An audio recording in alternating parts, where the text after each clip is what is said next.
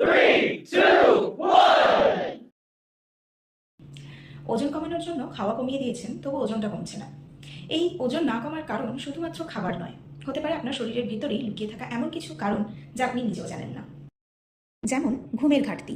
পর্যাপ্ত 7 থেকে 8 ঘন্টার ঘুম না হলে শরীরে কর্টিসল হরমোনের লেভেল বেড়ে যায়, যা ফ্যাট জমাতে সাহায্য করে, ফলে ডায়েট করলেও আর ওজন কিছুতেই কমতে চায় না।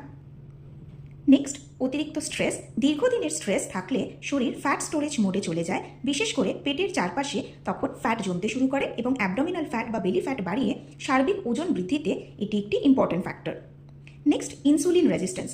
শরীরে ইনসুলিন হরমোন সঠিকভাবে কাজ না করলে রক্তের অতিরিক্ত গ্লুকোজ ফ্যাটে পরিণত হয়, যা অ্যাবডোমিনাল ফ্যাট বা বেলি ফ্যাট বাড়িয়ে আমাদের ওজন বৃদ্ধিতে সাহায্য করে।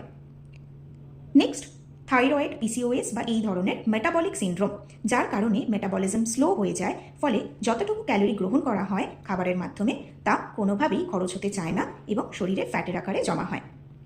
নেক্সট, ফিজিক্যাল অ্যাক্টিভিটি কম। কম হাঁটা বা বসে থাকা কাজ আমাদের মেটাবলিজমকে অনেকটাই স্লো করে দেয়, ফলে আবারও খাবার থেকে নেওয়া অতিরিক্ত ক্যালোরি খরচ হয় না, যা শরীরে ফ্যাটের আকারে জমা হয়ে ওজন বাড়াতে সাহায্য করে।